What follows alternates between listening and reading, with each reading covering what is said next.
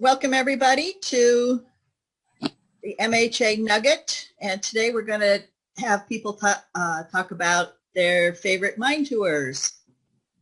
We've got several of them to go. Being host, I'm going to go first because mine's also the shortest. So let me get that, and let me see if I can get this.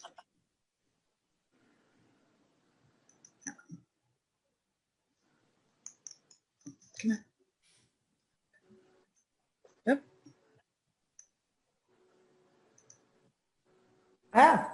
There we go. This is a mine that Eric and I went to in Germany. And when I was planning our trip to Germany, Eric said that he wanted to go to the famous mining university in Freiburg, but I got the wrong Freiburg. The famous one is in Saxony, and we ended up in Freiburg near the Rhine. But it was pretty cool. This Schauinsland, is that it, Eric? Something like that, Schauinsland, yeah. Yeah, is a huge mountain down here, just a little bit south of Freiburg. The Rhine River is out over here somewhere off to the left. But they've got a nice, what do I want to say? The little cabins on the line thing. Travel to the top of the mountain. Oh, tramway? A tramway, yes. They've got they've got the longest tramway in Germany going up the mountain. And the mine that this is. Oh, wow. Can everybody see this? Or are they looking, looking at me? Yeah. Okay. Yeah, I can see it. I see it. The reason I wanted to go see this one is because they will take you into some of the medieval mine shafts that are still there. They mined this up until 1952. And let's see, they've been working. Why are you saying medieval? Huh? Medieval. They've been working it for 800 years, so since the 1200s. Gotcha. Yeah. And we took the 90-minute tour. They've got a 45-minute tour, which just takes people in and shows them some of the newer, some of the more modern works, and then out. The 90-minute tour and the 2.5-hour tour, you have to climb ladders up and down. That's a lot of fun. It starts off looking pretty normal. On all of their publicity online and what they hand out, they always show that they've got a tram, but they don't run trams. It's all you walk in and you walk out, and you climb in and climb out, which is a lot of fun. And then this is some of the early medieval workings. I mean, they just went for the ore itself and nothing more. So that's all you get. It was a very interesting tour, all in German, of course. Eric kind of interpreted it a little bit for me, but once you've gone on 2 or 3 mine tours, you kind of get the gist of what they're saying as they're pointing to different machines and holding up different tools. For this one, actually, I think I know where this part is. I took somebody else's pictures because we didn't take any. This is toward the end, and that's the tour guide there. Our tour guide was late at the end of our tour, so he gave his last spiel, said, "I'm late, goodbye," and he took off. And we all followed him as best as we could. And he scampered up the ladders. At the same time, the next tour was coming down the ladders. And basically, we were left on our own to get out. Nobody counted hats when we turned them in. Nobody counted people. So we hope that everybody got out. Who knows? But if you're feeling a little energetic, I really liked it. I thought it was a very good tour.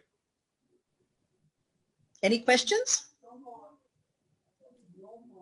I thought we took pictures. We took pictures of everything. I don't have any. You might. Go look. Was there a smelter or any other works associated with the mine? Not that is there. I think that they mostly took if I remember right from when I was doing research, they took all the ore down to Freiburg, and basically all the silver in the cathedral, I believe, is all the silver accoutrements are all molded from silver from that mine or other mines on that mountain. Yeah. Barb, the 2.5-hour tour, is it just more of the same? Yes, they've got 4 more ladders for you to go down and come back up. But I think they go into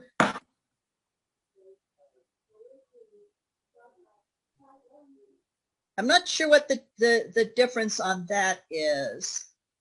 Yeah, you get 13 ladders as opposed to 6.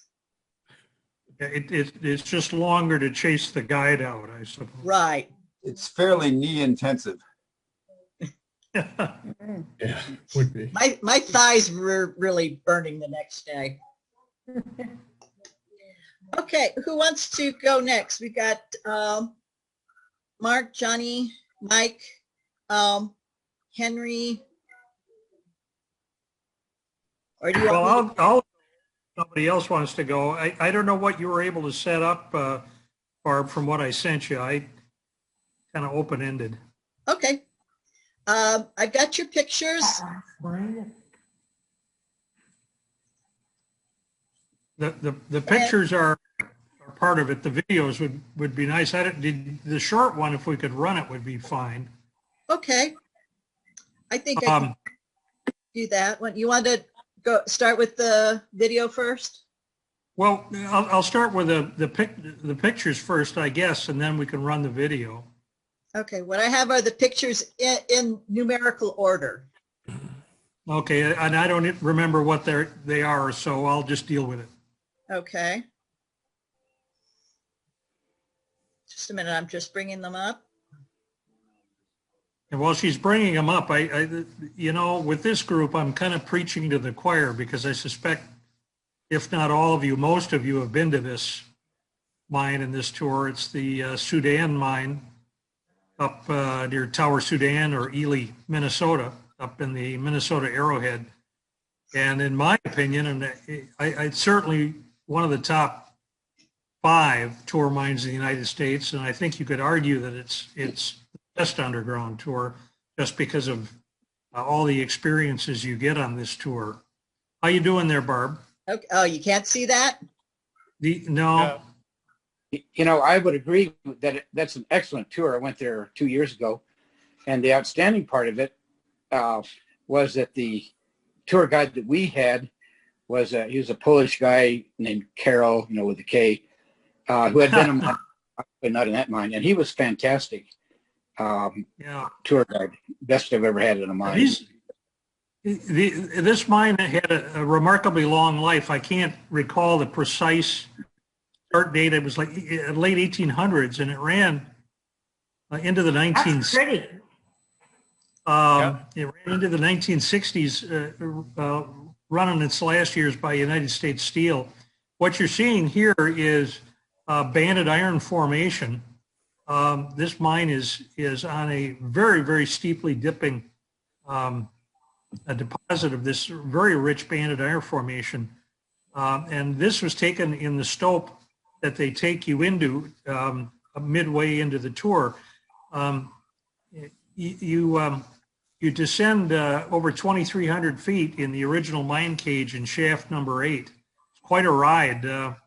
If you've never been on a mine cage before, it's probably rather startling. If you have, It's pretty normal. It's loud, it's rattly, it's bangy, and it's fast, and it takes you down, your ears pop. And you get down on the 27 level, and you board a train, and I can't remember the distance, but it's 1,800 feet or so, 2,000 feet up to this stope. And you go up into this large stope, and there's a lot of equipment on display. You can go to the next slide, Barb. Your next image. This is at the foot of the shaft, and it gives you the exact figures there. 2,391 feet, I think it is. 683 feet below sea level, and this is in northern Minnesota, so you're a ways underground. There's a large open cut just to the north of the shaft, and that was mined down to where stability problems cropped up, and then they sank the shaft. Next, Barb. And this is your typical signal sign. And it's they've got a lovely, you'll see it in the video, they've got a lovely hoist house. You can watch the hoisting operation as it goes on, impeccably maintained. Okay, next, Barb. Ooh. This is a banded iron formation and an outcrop on surface right on the mine property. You can see how phenomenally intricate it is. It's absolutely beautiful. This particular outcrop is, I would say 25 feet, maybe 28 feet by 15 feet or so wide. And it's almost as flat as a billiard table. The glaciers cleaved it off at the top of the vein and polished it. And it is just gorgeous. You can go to the next slide. There you can get a sense with a foot for scale of how this outcrop runs through the grass there. It's just astonishing. Ed Raines says it's one of the most significant outcrops in the United States. I guess I believe him. Next. And there's the head frame for the number 8 shaft, and that's the ride you take. It's run as a state park.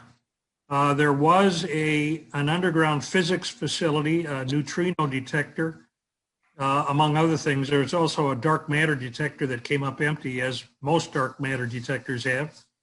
But the neutrino detector was a target for particles shot through the ground from Fermilab down near Chicago. And they have since replaced that with another target in, I believe, somebody's going to correct me on this. I think it's in Canada, but I'm not certain. It may be also in northern Minnesota, but I can't recall right now, and it's much shallower. Yeah, it is in northern Minnesota. Yeah, it is. Okay. It's near the little town of Ray, Minnesota, which is about halfway between Hibbing and the Canadian border. Ah, yes. Very good. Thank you. It's much lower than this, but the physics lab down here was a nice adjunct to the tour, but it is now deactivated. There was a fire in the shaft some years ago. There was a lot of damage done to the bottom 300 feet or so, and they were closed for a year, I think, but that's all been rehabbed. I think this is the last slide. Barb, if you've got the last YouTube link. I do. Sent you, just for the sake of time, we'll run this short one, and it'll give you a flavor of it if you've never been there. There's some really good other YouTube links. We can maybe post them that are longer in the hoist house and give you a sense of hoist operation. There's one of riding the cage down that's kind of neat. But anyway, the short one is a good one. So take it away, Barb, and then I'll be quiet. All right. It's just coming up now. By the way, this was the first iron mine in the state of Minnesota, the Sudan. And it's extraordinarily rich ore. They referred to it as the Cadillac of iron mines, and there's good reason to say that. It produced extraordinarily rich ore, and it was a very important producer during World War II. And it was a safe mine to work underground at. Yes, yeah. It's very dry, and it seems to hold it back very well. And And they didn't have to do a lot of bolting in there. By the way, there's still a lot of ongoing research on microbiology going on in some of the upper levels of this mine, and they're also doing quite a bit of bat work in the mine as well. So, Okay, here we go.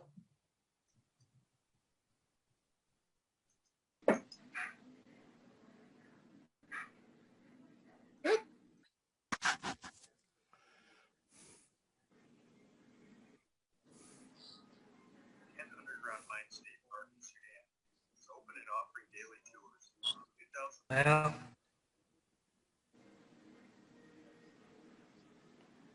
You got it muted, Barb. Yeah, The elevator shaft.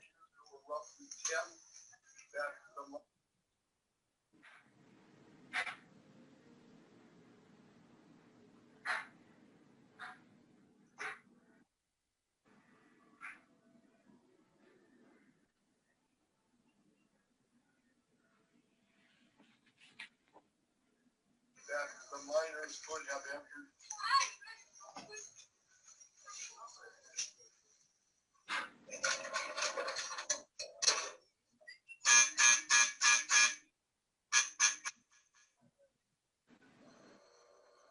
Visitors take a 3-minute elevator ride nearly a half-mile underground, where guides take them on electric trains 3/4 of a mile through former mine shafts, where they learn the history of underground mining in Minnesota's Iron Range. The park is open daily through September, and weekends for the first 3 weeks of October.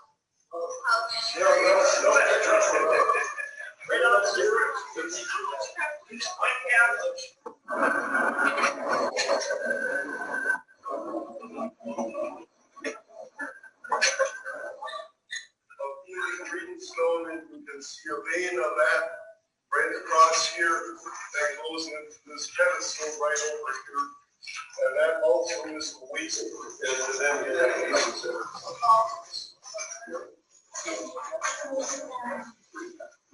are you happy? Right coming underground, three cars. So now once in a while we got 4 cars. Well, that would just up. And then we got 1/3 of whatever that factor is.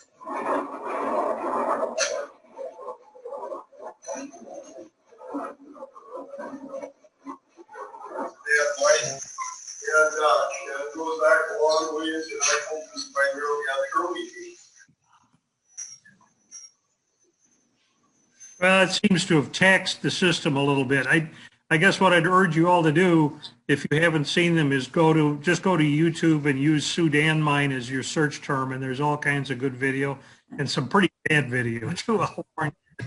There's some excellent stuff out there to look at, and it's a great tour. If you haven't taken it, I urge you to get up to the Arrowhead of Minnesota and try it out. Okay. Any other questions for him? Well, Welcome to the Sudan Underground Mine State Park. if I could add something, that one of the Hold on. slides one of the photos that I sent you, Barb, was not as nice as the slides. Hold on just a We're second. going to Okay. get to ride in a mine car. Oh, there we go. Okay. Yes, Henry? Okay. Mark's slides are photos of the outcrop at the Tower Sudan. Uh-huh. I just want to add to that, every field trip in Minnesota from a university or even from outside of the state, that outcrop is one of the stops. It's become known as the most photographed outcrop in Minnesota Yeah. because of that. There was a stop at the Tower Sudan, and then the next one is up at Ely, Minnesota for the pillowed lava rock that's there. So that's it's just a really well-known outcrop. I do have some good photos of it too, but I couldn't locate them quick enough. Okay. So Do you want to do the Stratica? yeah, let's stay in Minnesota. Let's do the Bruce head frame. Okay. While Barb is getting that up, for those of you that I joined this organization at the 2008 annual meeting that was held at Iron World near Chisholm, Minnesota. This head frame, it's across the highway from it's no longer called Iron World, but that facility is a research center and kind of a theme park there. But recently, within the past 2 years, this is the Bruce head frame from the Bruce mine, which is part of the Sherman mine. It's been left to deteriorate over the years. This is the last remaining head frame in the state of Minnesota. I guess maybe you could argue that the Tower Sedan is there in there too, but the Chisholm Beautification Society has taken it upon themselves to refurbish and kind of solidify the ground, do some items like that. You can go to the next slide, Barb. It'll just be another picture of the head frame. This will not be really a mine tour, but it will be a stop with a parking lot and a walkway that goes over looking into an open pit called the Monroe. And they've done a little bit of work. They have a 5 or 6 year plan to build a road in, and I think the next slide will show some bulldozer work. They have the road roughed in, they have a parking lot, and they're stabilizing the ground around the shaft itself. There's a bike trail. If you go back one, you'll see a paved, you can just see it down in the lower right. That's actually the Mesabi bike trail that runs across about 180 miles from Grand Rapids, Minnesota, up to Ely, Minnesota. And it goes right past here. But you really can't get in close to the head frame without tackling the bushes, and they've kind of taken care of that. So again, it's not really a mine tour, but if you're up in northern Minnesota to take the Sudan mine tour, this is probably an hour and a half from there to the west, just on the edge of the city of Chisholm, Minnesota. That's what I have there. Okay. Is the singing bird still over there, Henry? The singing bird. I'm not sure what Jamaica- you mean. Explain that a little more. Oh, there's a great Jamaican restaurant, not in Chisholm, but where am I thinking? Yes, it's in Gilbert, Minnesota. Yes. Gilbert, yes. Yeah, it's still there. It's changed hands.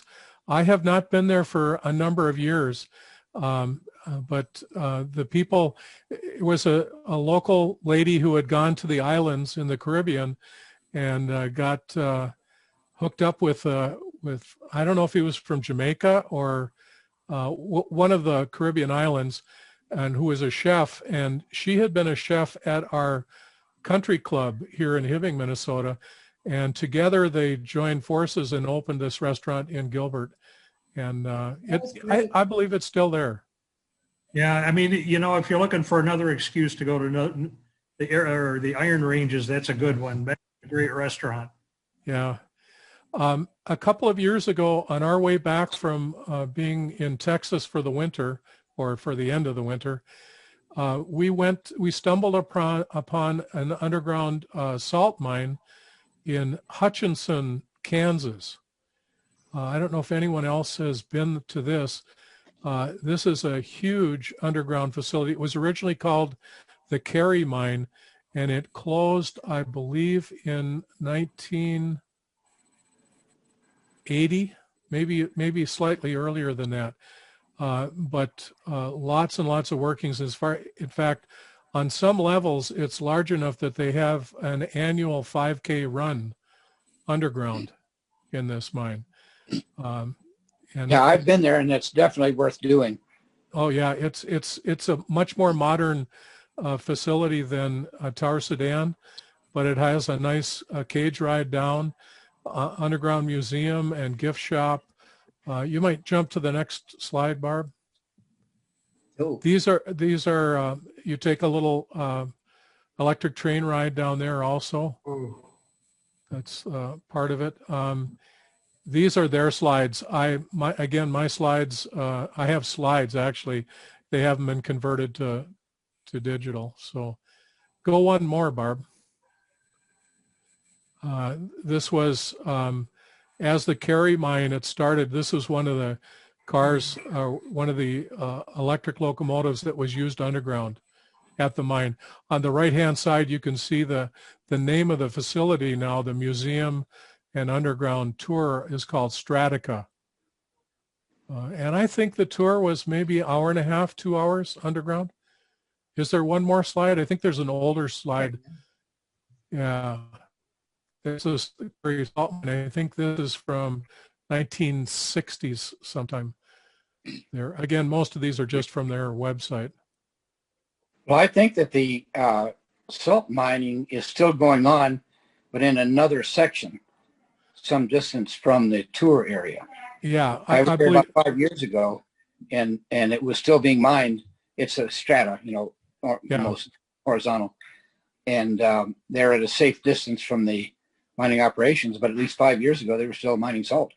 yeah, I do recall that too. That there's still this part as the Kerry mine. It's no longer, but it's well worth it, and nice modern facility above ground, and their museum and gift shop underground is fantastic too.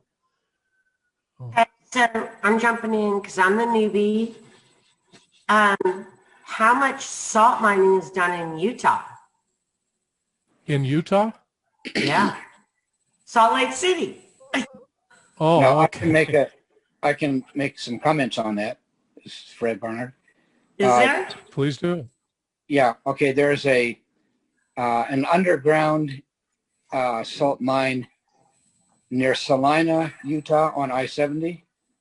I mean, Salina is named for saline water that was running out of the salt outcrops, and it's relatively small by world standards. And the salt is not pure white, and they actually it would have to be, you know, dissolved and purified to make it good household salt. But they mainly package it in different colors as high-end culinary salt. So you can get, you know, gray salt and blue salt and red salt. Most of it's red. And then I don't know if there still is salt, meaning halite, sodium chloride production from Great Salt Lake. There has been at times, and there might be now, I'm not sure. But most of the salt in the U.S. comes from these underground room and pillar mines. There's still three or four evaporation operations at the Great Salt Lake. We passed them back in June, right along the interstate there. There's still all the big names that you expect, you know, Morton and, you know, the different salt companies that you would expect each have one. Yep. If you fly in to Salt Lake, you can see them on the approach to the airport. Same in San Francisco. At the south end of San Francisco Bay, especially the southeast side, there are big lagoons where they let the salt water in and then let it evaporate and scrape it up. All right. Thank you. I'll just add one thing. I kind of at the end of when I sent you the photos that I had came to my mind the Hill Annex Mine Tour, which is between Hibbing and Grand Rapids, a little town of Calumet, Minnesota. This was an open pit mine that's flooded now. It's been a nice tour. I have not been on it since it's opened. It's actually a state park in Minnesota, as the Tower Sedan mine is. And on that tour, I'm not sure they still do it, but you had a pontoon boat ride around the flooded lake. And I didn't get any slides to Barb on it, but you can certainly look that one up. If you're up in Minnesota, that's just a little further west than Hibbing. Yeah, And Henry, we did that tour as part of the conference, and Yeah. it was very nice. Yeah, that's right. It's closed now for the entire year. I'm not sure, of course, what's going to happen next year with it, but. Okay, well, thank you. Johnny has three presentations. So Johnny, if you'll pick one, then we'll go to Mike and then back to you for the other two. How's that? Okay. All right. If you do the Merrimack coal mine one first. All right.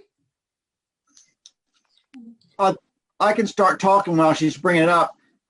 This past summer, fall, we're dying to get out and see some things, and we couldn't go north, and a lot of places we couldn't go. So we went down to central Tennessee, away from people, do some exploring. And on the way down, I went through Blacksburg, Virginia, which is where I went to school, Virginia Tech. And Don and I poked around a few places there. And one of the places was the old Merrimack coal mine area. And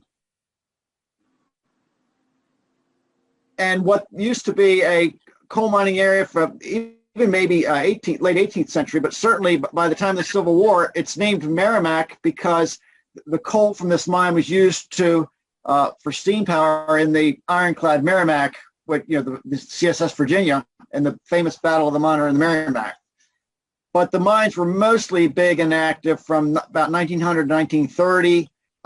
It's a syncline underneath the valley that Virginia Tech is in Blacksburg, and it's a semi-anthracite. It's been folded and heated enough that it's pretty hard. And they were gassy mines because Dawn had a relative that was in a mine fire or something there in the 1920s.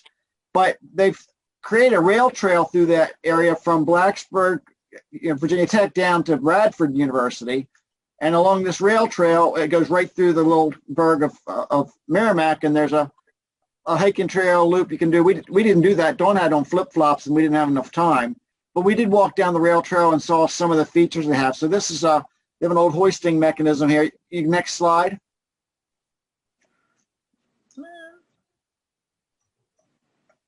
And this is right near where the entrance to the mine was, and then there was a tipple. Yep. There was a tipple, of course, when we, and so they had the foundations of it there, and they had one of the mine cars along the rail trail, and some nice interpretive signage that was put in about 6-7 years ago. What they call a tipple, we in the anthracite region, we would call it a breaker. The tipple, it technically does the loading, but a lot of times it's a processing plant too. And tipples are named that for the little mine cars that used to be brought to the top and then tipped into the bins to then load rail cars and things like that. Next slide.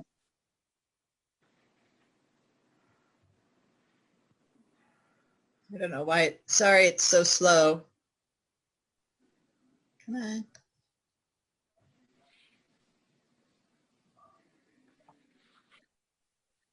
So we want to go back sometime and do the whole trail, maybe take some bikes and do some biking.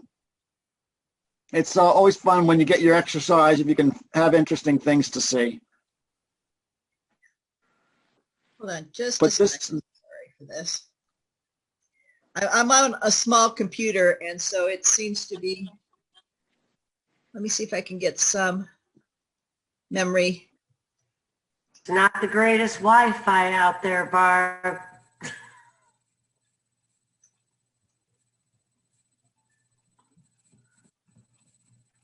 Wait for it. Okay. Chad, they have not bad for interpretive signs. So these tours I went on were self-guided. I like that picture that Mark showed in the video. You saw the Lilly controller on the hoist at the Tower Sudan. Well, I don't know what this one had, but this is they've got the hoist drum still there. Next slide. Yeah.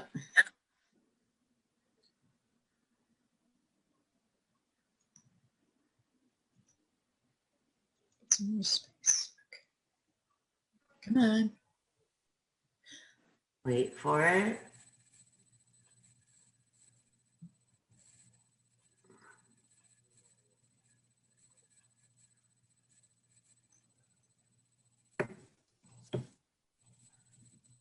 Oh.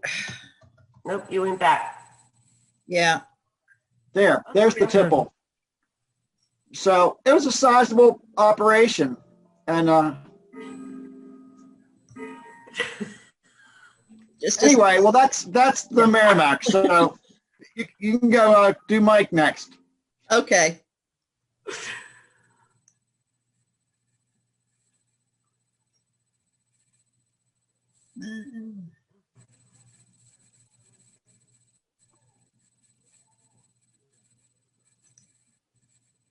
Yeah. While Barb is doing that, I found that I could not choose just one favorite. And so I should be going last because perhaps some of you, like Mark and Lynn, have already chosen one of my favorites. But I have a few others, and I can go through them very quickly. They will be familiar to many of you because all of these tours are ones that the Mining History Association has visited. But being a mining junkie, as my kids used to say to me, Dad, not another mine tour. So if we just look at this very first leading slide here. Already talked over here about the Tower Sudan in the upper right. I'm just going to highlight a couple of the others. Sterling Hill up in New Jersey, lower left corner, Copper Queen Mine in Bisbee, and over here the Lackawanna Anthracite Mine. Because my criteria really are, number one, it has to be a historic place. Number two, it has to be accurate, so there's not much tourist hype about it. And hopefully you see things as they actually were. And since we have very, very few underground mines, or new underground mines anyway, in the metals industry, it's I think, helpful to have these tours because the increasingly urbanized public really has no clue about what goes on in an underground mine. So if we can go, there's 2 slides each on each of these, and we can skip Mark's. Here at Sterling Hill, many of you have been here, but it is the real deal. It is the New Jersey Zinc Sterling Hill mine, which was the last of their operating mines, as far as I know. It's in Sterling Hill, New Jersey, about 3 miles south of the famous Franklin, New Jersey mining area. It has, realistic stuff, loading points. It has the shaft, which you walked into. It was an inclined shaft that went down about 2,000 feet or so. The mine was down to 2,800 feet through an internal shaft. And it shows the requisite set of miners doing a blast. One of the nice things about Sterling Hill and about each one of these other 3 mines, if you can go to the next slide, Barb, is that there's a whole bunch of bonus features available here. Those of you that went on the tour remember the Miner's Drive, which not only has all these mining artifacts, it is in fact the real deal where the miners change their work clothes. And then in the old shower area, they have a great mineral collection that was donated by a fellow whose name was Oric, and Oric was of the famous Oric family in Duluth, Minnesota. They have a terrific fluorescent mineral museum, which is in what was the basement of the old milling operation there. Massive pieces of fluorescent minerals, but not just from Franklin and Sterling Hill, which was world famous for these, but also from stuff all over the world. It was the collection that was assembled by the president of the Ultraviolet Products Company, who made all the ultraviolet lights in those days. And the other part about being 5 minutes from Franklin is they have a nice museum, a little local museum there, has a lot of minerals on display, but you can actually, on certain weekends, walk with their guides from the museum, and they'll take you right down, and here you can see a piece of the Franklin ore body still exposed in the side of the pit. So that's a great thing about Franklin and Sterling Hill. What's in that picture, the red and green? What are those? Oh, this is under an ultraviolet light. The red is calcite, and the green is the mineral willemite, which is a zinc mineral, and that is one of the main ore minerals here. So, but the Franklin mines were world famous because instead of just a handful of minerals, they had, I think, 350 different mineral species found here, and about 50 of them are fluorescent. So rock collectors love this. You see them in every mineralogical museum in the world. That's neat. And it was spectacular to be underground at this mine. I actually worked one summer at this mine. So we took ultraviolet lights underground, and you could just scan the rock face, and you would tell where the ore was and where the ore wasn't. Mike, you should mention that they have a large chamber in the mine that's illuminated by large fluorescent lights, and the whole chamber just lights up like those specimens in the upper right. One of the yeah, that's a really good feature, because the entire mine, other than maybe the upper 150 or 200 feet, is underwater because it's sitting right at the valley floor practically. So like 2,600, 2,700 feet of the mine are flooded, but the area where you walk into, where that picture of the mine shaft was taken, that's coming in from the surface, and as part of the tour route, they go through a section where they didn't mine the ore, and you go into this thing, this little tunnel, and they turn all the cap lamps off, turn these massive industrial strength ultraviolets on, and they call it the rainbow room because you're going basically perpendicular to the vein, and so the ore minerals are fluorescent, like in this piece here, forming a rainbow completely around the perimeter of the drift. Yeah, very, very good. I'm glad you mentioned that, Mark. Let's go to the second one. This is the Copper Queen down in Bisbee, Arizona, and I've been to this mine tour about 25, 30 years ago. It hasn't changed that much, but it is under excellent management, and they have a lot of people that go on this tour.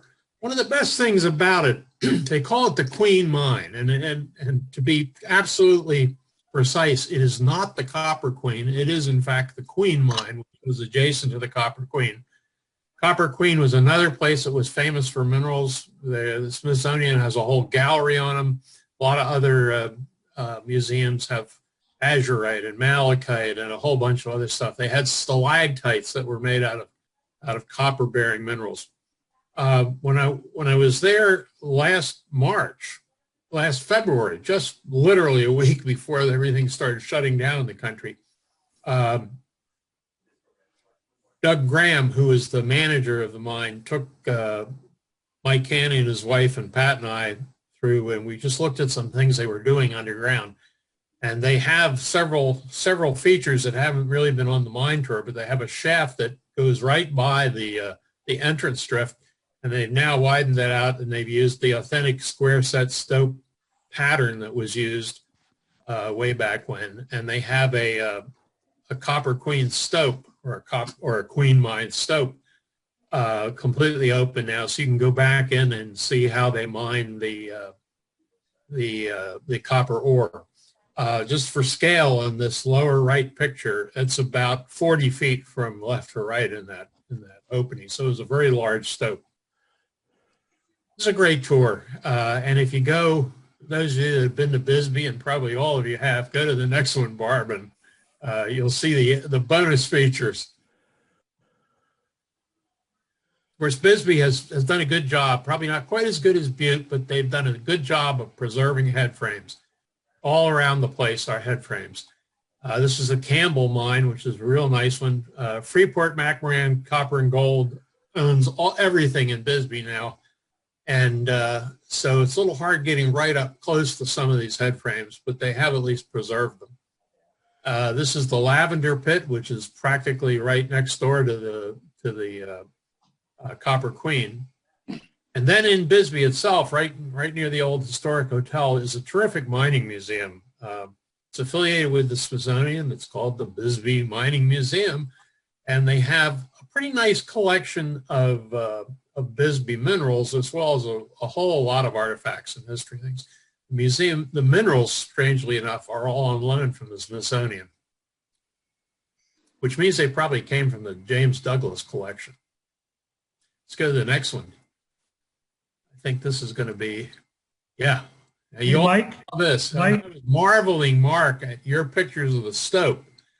Because this picture was taken a long time ago. I did not go on this tour during the Chisholm conference, but I remember seeing one of these stopes that had a miner for scale back in here, and I don't think the back is 5 foot top to bottom. So your stope looked much more authentic to me, at least for more recent mining. but there's some bonus features there too, and I'll give Henry a plug here because this is the lower right shovel is a historic shovel at the Chisholm Museum. And of course, the Mesabi, this is in the heart of Mesabi, so a lot of these pits here are part of the Hull Rust Mahoning Mine series. A little bit to the left and off the side is going to be the Hibbing Taconite mine, which is a modern mining operation. Here's that outcrop, the famous outcrop. And I think we have Peter and Roger walking around the outcrop here from the mine tour. This was probably one of Johnny's pictures, I think. Johnny, do you recognize it? I don't remember. Yeah, this is off of the webpage, and so is this one here because this was the underground lab when it was in operation. So let's go to the next and last one. And I put this in here because, number one, it's only the second anthracite mine I was ever in. It was from the Scranton tour. But the authentic part of this is you're going right down the original slope into this mine. You go off in what the miners call the gangway, and here you can see the pitch of the anthracite mine, which is, it's for hard coal, so it's almost like hard rock mining, except it's coal. And here, genuinely, in this area of the mine, they had crawling room only. And so this picture looks down, actually, from this gangway down this one side of the excavation into one of the mining areas. This is a great tour because it is so authentic. As some of you probably know, this whole part of the anthracite belt is flooded. And so it's very hard to see anything. It looks like an underground anthracite mine. There are a couple of other tours in the area. I have not been on them, so I don't know much about them. But let's go here. And of course, right next door to the Lackawanna mine is the Anthracite Heritage Museum. In town, a little ways away, are the Scranton iron furnaces. These were also using anthracite coal. And the Eckley Mining Village, which is a Pennsylvania state park, also visited on the tour, is a terrific example of what we call a patch town in both anthracite and bituminous coal. But I was totally buffaloed because I don't think I've ever been on a bituminous coal mine tour. So maybe somebody can propose their own personal favorite. Mike? So that's the end of my spiel. Hang on, Mike. Before you sign off, Mike, it might be worth pointing out that the Grahams down at the Copper Queen have published some really outstanding scholarly papers on, for example, such things as drilling and some of the mineralogy in the Bisbee area. And I think they're still available online. If you, what's the younger Graham? It's Doug. Doug, yeah. If you Google him, I think you can actually find they're very generous, or they have been very generous about posting those papers online in the past. I think they're still there. I haven't looked recently, but they're illustrated in color, very well done, well worth looking at. Yeah, I added a link to the webpage for the tour of the Copper Queen just last March when we got back, because Doug Graham has a terrific series of websites that are, I'm sure, based on his publications. And I'd encourage anybody who's interested in the Copper Queen, go back and look at the Mining History Association pages, and you'll find the link to Doug Graham's sites for the Copper Queen. They are terrific. Thanks, Mark. That's a very good suggestion. I have a question about the furnaces. What were those used for? They were iron furnaces. There are a lot all along the East States. There are hundreds, literally, of old iron furnaces. The trick in Pennsylvania was to figure out how to use anthracite coal to make iron as opposed to bituminous coal. bituminous coal was developed later. Anthracite was the first coal mining. So the real secret to anthracite coal iron making was brought to the U.S. by a guy named David Thomas. And David Thomas ended up in the Bethlehem, Pennsylvania area. He started an iron mining company. He was able to make coal using a Welsh type of technique. Started a huge iron and steel industry in iron in his day. He had several steel mills, or iron works rather, and a very nice one is preserved southwest of Allentown, Pennsylvania, called the Lock Ridge Ironworks, and that's a public museum. His iron company eventually became part of Bethlehem Steel, but he did his stuff back in the mid 1800s. And so the technology that he used in his furnaces was probably the same thing they used at the ones in the picture from Scranton. So they burn the coal? Yeah, anthracite coal. So that's the hard version of coal, right? And Gotcha. the chemistry is quite different from that in bituminous. So that's why they're in Scranton. Well, thank you, Mike. Yeah. Okay, Johnny, you have 2 mine tours. Which one do you want to do first? To the Ravenscroft. Okay. So I'll start talking.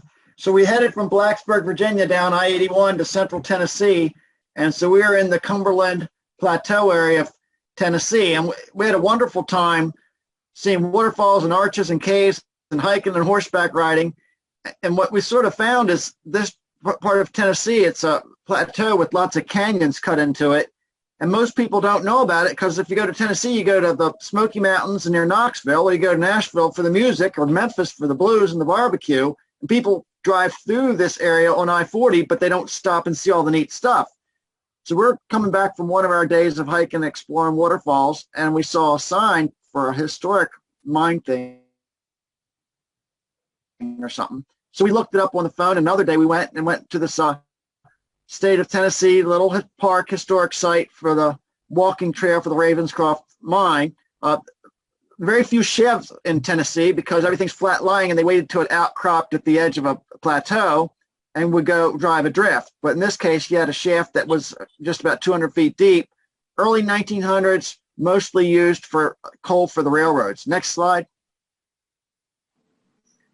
So they had nice interpretive signs and pictures of when it was in operation, showing the power plant and the head frame of the shaft and the processing plant and tipple for the they call it the Bonaire Hustler in 1917. Next slide.